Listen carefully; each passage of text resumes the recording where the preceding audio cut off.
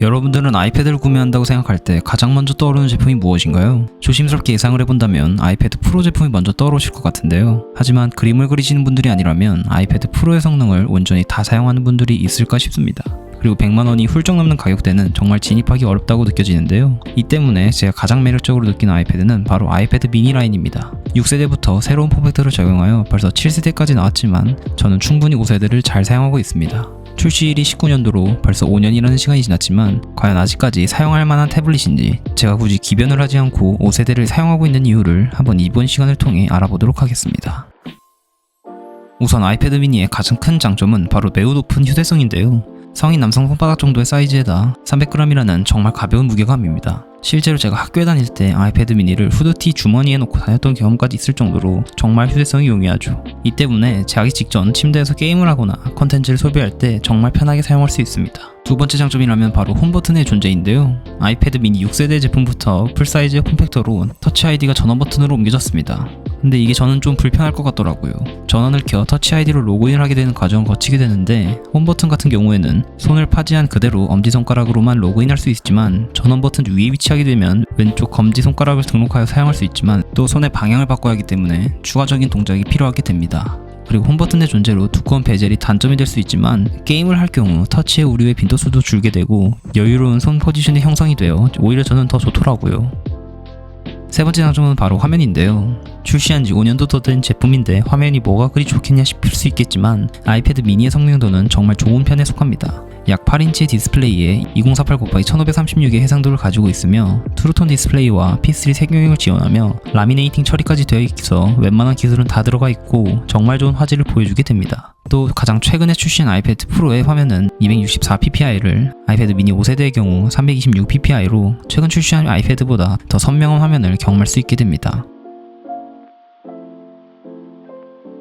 네 번째 장점이라면 아직도 쓸만한 성능이라는 것인데요. 내장된 칩셋은 애플의 A12 바이오닉 칩셋을 탑재하고 있으며 긱벤치 테스트의 경우 싱글코어는 1321점, 멀티코어 점수는 2884점으로 5년 전에 출시한 제품임에도 게임을 할 때 부족한 부분은 경험하지 못할 정도로 매우 만족스러웠습니다. 대부분 게임 같은 고사양을 요구하는 작업을 할 경우 조금씩 발열이 올라오기 마련인데 아이패드 미니의 경우 칩셋의 위치가 카메라 아래쪽에 위치하여 세로로 파지를 하던 가로로 파지를 하던 발열이 느껴졌던 적이 없던 것도 매우 만족스러웠습니다. 추가로 아이패드 미니는 약 5100mAh의 배터리 용량을 탑재하고 있으며 고속 충전을 지원하는데요. 5년의 시간이 흘렀음에도 불구하고 와이파이 사용 기준 약 6시간 반 정도 사용이 가능했습니다. 저는 침대에 기본적으로 라이트닝 케이블을 따로 설치해놔서 자기 전 사용을 하다 잠이 들기 직전 충전기를 연결하여 준 후 잠이 들기 때문에 배터리가 부족하다는 생각이 들지 못했지만 야외에서 주로 사용하시는 분들이라면 보조 배터리나 라이트닝 충전기를 구비하셔야 할 것 같습니다. 마지막 장점은 바로 가격인데요. 출시한 지 5년이나 지난 제품이기에 중고거래 플랫폼을 찾아본다면 대략 20만원 초중반에 구매하실 수 있을 텐데요. 사실 이 가격에 이 정도 퍼포먼스를 보여주는 태블릿은 찾기 어렵다고 생각합니다.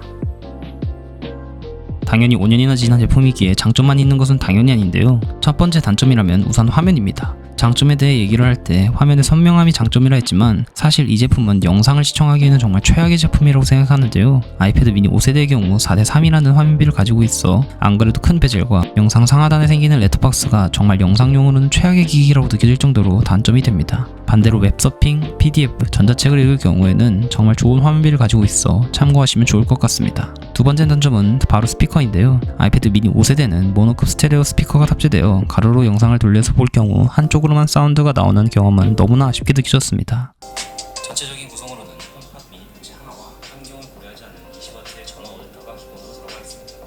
애플이 만든 스피커답게 굉장히 미니멀한 디자인을 전반적인 사운드의 베이스도 매우 아쉽고 소리의 크기 자체도 아쉬우며 심지어 손으로 들었을 경우 자연스럽게 스피커 부분을 어느 각도로 들어도 조금씩 가릴 수밖에 없습니다. 이처럼 첫 번째 단점과 비슷한 맥락으로 영상용 기기로는 정말 추천할 수 없을 정도의 아쉬운 디자인과 구성이라서 영상용 기기를 사시려는 분들에게는 추천할 수 없을 것 같네요. 마지막 세 번째 단점이라면 바로 아직도 존재하는 8핀인데요. 이미 8핀이 탑재된 아이폰 15 이전 시리즈나 저처럼 간간히 8핀의 유물이 남아있는 제품을 사용 중이라면 크게 단점이 될 것 같진 않지만 저는 이 8핀이 너무 싫기도 하고 애플의 괘씸함으로 인해 단점으로 꼽아봤습니다. 그리고 역시 애플 펜슬 1세대를 지원하게 되는데요. 애플 펜슬을 추천하는 모습은 정말 아직도 적응이 안 될 정도로 이상하고 왜 이렇게 디자인하고 만들었는지 정말 아쉬운 부분입니다.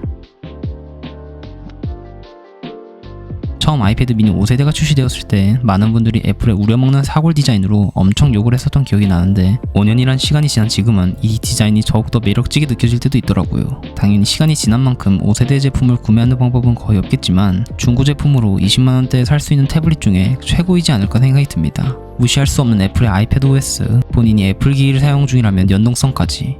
시간이 지나니 더욱더 매력적으로 다가오는 이유는 무엇일까요? 여기까지 시네테크의 종원이었습니다. 시청해주셔서 감사합니다.